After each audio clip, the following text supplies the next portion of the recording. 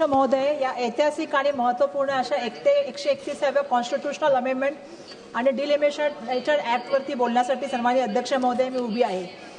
हे केवळ एक विधेयक नसून आज जर आपण बघितलं तर अर्धी लोकसंख्या असलेल्या पूर्ण महिलांचं लक्ष आज या संसदेकडे लागलेलं आहे, कारण या संसदेच्या माध्यमातून त्यांना न्याय मिळेल अशी त्यांना अपेक्षा आहे। मी या ठिकाणी एक गोष्ट सांगू इच्छिते की जे लोक समजतात की भारतीय स्त्री नेतृत्वासाठी तयार नाही, त्यांना मी सांगू इच्छिते की ही जी जमीन आहे, ही जी भूमी आहे, ही क्रांतिज्योती सावित्रीबाई फुले, राजमाता जिजाऊ, पुण्यश्लोक अहिल्याबाई होळकर, माता रमाई यांच्या पावन स्पर्शाने आलेली आहे। आणि ही जमीन जी आहे, ही भूमी केवळ फक्त महिला घर चालवते असंच नाही, तर महिला राज्य चालवते, महिला देश चालवते, महिला युद्ध लढते, युद्ध जिंकते आणि त्याचबरोबर महिला इतिहास घडवते, हे सुद्धा आपण सगळ्यांनी पाहिलेलं आहे। 14 एप्रिलला भारतरत्न डॉक्टर बाबासाहेब आंबेडकर यांची जयंती होती।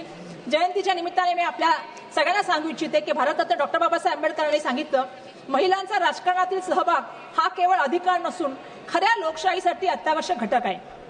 त्याचबरोबर त्यांनी सांगितलं की राजकीय सशक्तीकरण हे सामाजिक मुक्तीचे साधन आहे।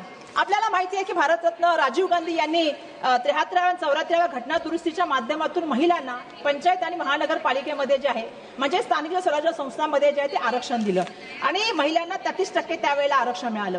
15 लाखहून अधिक महिला आणि 40% अधिक महिला ज्या आहेत त्या आज स्थानिक जे स्वराज्य संस्था आहेत त्यामध्ये प्रतिनिधित्व करत आहेत। मला आजचे जे विधेयक आलेले आहे त्या विधेयकाच्या बाबतीमध्ये बोलायचं आहे, कारण नारी शक्ती वंदन अधिनियम आणि डिलिमिटेशन यांना सलग केल्यामुळे आम्हाला या ठिकाणी मोठ्या प्रमाणामध्ये याचा उद्देश काय याच्याबद्दल मोठ्या प्रमाणामध्ये साशंका होत आहे।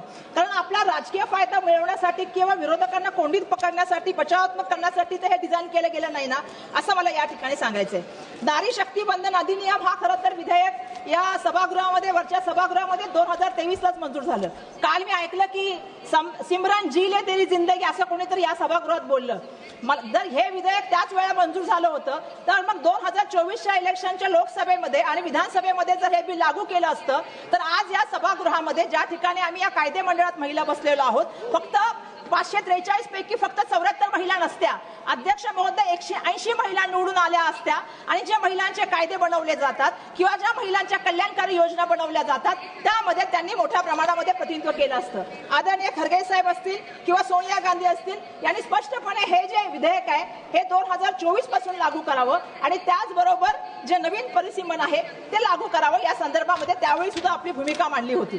पण जेव्हा सरकारचा उद्देशच त्या ठिकाणी शुद्ध नाहीये आणि ज्यावेळी राजकीय संधुसाधेपणा याच्यामध्ये आहे, अशा वेळेला आपण बघितलं असेल की त्या बिलाची अंमलबजावणी झाली नाही। आज 5 राज्यामध्ये निवडणुका चालू आहेत, मोठ्या प्रमाणामध्ये जर आपण बघितलं तर आपण एक कॉन्स्टिट्यूशनल अमेंडमेंट आणले आणि दोन ऍक्ट त्या ठिकाणी आणलेले आहे। भाजप सरकारचं तर असं आहे सन्माननीय अध्यक्ष महोदय, 20/4 ते सातत्याने इलेक्शन निवडणुकांचा विचार करत असतात, देशाची जनता आणि त्या ठिकाणी देशाची दिशाभूल करत असतात। मला या ठिकाणी सांगायचं की महिला आरक्षण दाखवून तुम्ही डिलिमिटेशनचा अजेंडा तर चालवत नाही आहात ना, आणि या माध्यमातून एक अन्यायकारक आणि अपारदर्शक त्या ठिकाणची जी परिसीमन तुम्ही करण्याचं काम करत आहात त्याला आमचा विरोध आहे। हा संविधानावरचा हल्ला आहे, त्याला आमचा विरोध आहे। आणि म्हणून मला या ठिकाणी सांगायचंय, मी काल भाषणं खूप लोकांची ऐकली आणि त्यामध्ये सांगण्याचं, काही लोकांना इतिहास पण वाचला पाहिजे, इतिहास शिकला पाहिजे, काहींचा इतिहास थोडा कमजोर असू शकतो, पण मला सांगायला पाहिजे 2014 पूर्वी म्हणजे भारतीय जनता पार्टीचं सरकार येण्यापूर्वी सुद्धा 17 राज्यामध्ये 50% स्थानिक स्वराज्य संस्थांमध्ये महिला त्या ठिकाणी कार्यरत झाल्या होत्या। 2014च्या नंतर 6 राज्यामध्ये फक्त 50% महिला ज्या आहेत त्यांना स्थानिक स्वराज्य संस्थांमध्ये त्या ठिकाणी जागा मिळालेली आहे। मला अध्यक्ष महोदय 2 मिनिटं बोलून घ्या। अध्यक्ष महोदय, जर भारतीय राष्ट्रीय काँग्रेसचा थोडा इतिहास बघितला असता तर त्यांना कळलं असतं की भारतीय राष्ट्रीय काँग्रेसच्या जवळपास 5 महिला अध्यक्ष झाल्या। एनी बेसंट असतील, सरोजिनी नायडू असतील, नेलिसेन गुप्ता असतील, श्रीमती इंदिरा गांधी असतील, श्रीमती सोनिया गांधी असतील, या बरोबर आपल्याला सांगायला पाहिजे देशाचे पंतप्रधान, महामहिम राष्ट्रपती, स्पीकर्स, त्याबरोबर मुख्यमंत्री किती झाल्या, काँग्रेस पक्षाने किती मुख्यमंत्री केल्या, सुचेत्रा कृपलानी, नंदिनी सतपथी, अनवरा तेमूर, राजेंद्र कौर बत्तल आणि शीला दीक्षित या ज्या आहेत त्या मुख्यमंत्री बनल्या, काही प्रदेशाच्या अध्यक्ष बनल्या, जे मनुस्मृतीची उधळून करतात। माझा त्यांना प्रश्न आहे की त्यांनी त्या ठिकाणी किती महिलांना त्या ठिकाणी जे आहे तुमच्या भाजपाच्या प्रमुख पदी महिला होऊ शकते का? RSSची सरसंचालक महिला होऊ शकते का? करें। मला एक प्रश्न विचारायचा आहे, तुमची भूमिका काय आहे? तुमची भूमिका आणि तुमच्याबद्दल प्रश्न विचारण्याची वेळ आलेली आहे. ऍटलीस्ट महिलांनी आरोप केला, ज्या महिलांनी आरोप केला यौन शोषणाचा, तुम्ही त्यांना फरफटत घेऊन गेला आणि ज्यांच्यावर आरोप होता त्यांचा सन्मान करण्याचं काम केलं.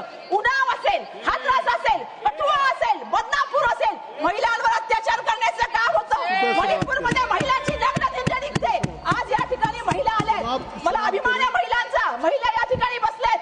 मला प्रश्न विचारायचा, मणिपूरच्या महिला या ठिकाणी आलेल्या आहेत. अध्यक्ष महोदय, मला सांगायचंय, जर भारतामध्ये आपण बघितलं नाही, अध्यक्ष महोदय थोड़ा डेटा तो देने दीजिए मुझे.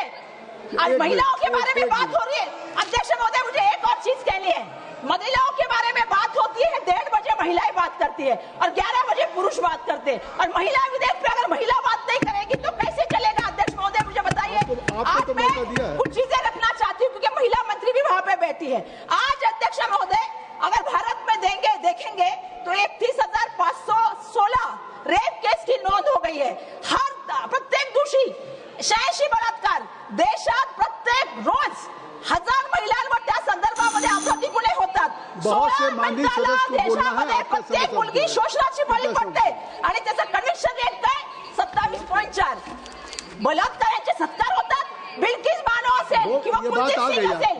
मला या ठिकाणी सांगायचंय, या विधेयकाच्या माध्यमातून मैं लास्ट में कंक्लूड करती हूँ. अध्यक्ष महोदय, मैं लास्ट में कंक्लूड करती हूँ कि मेरा एक ही कहना है, महिलाओं को आरक्षण मिलना चाहिए, ये विधेयक होना चाहिए. आमची स्पष्ट आणि ठोस भूमिका आहे की या जे आता परिस्थिती आहे याच्यामध्ये महिलांना 33% आरक्षण मिळालं पाहिजे. पण तुम्ही डिलिमिटेशन त्याच्यामध्ये करून, कायदे करून, त्याच्यामध्ये वेगळे करून तुम्ही ह्या देशाच्या संविधानाचं 22वा कलम, ज्याच्यामध्ये जनगणना होणं, याच्यावर 1972 मध्ये चर्चा झाली, 1973 मध्ये चर्चा झाली, 2002 मध्ये चर्चा झाली, त्यानुसार करणं आवश्यक आहे. अध्यक्ष महोदय, तुम्ही संविधानावर हल्ला होऊ दिला नाही. श्रीमती रुचि बिराई, धन्यवाद. श्रीमती रुचि बिराई.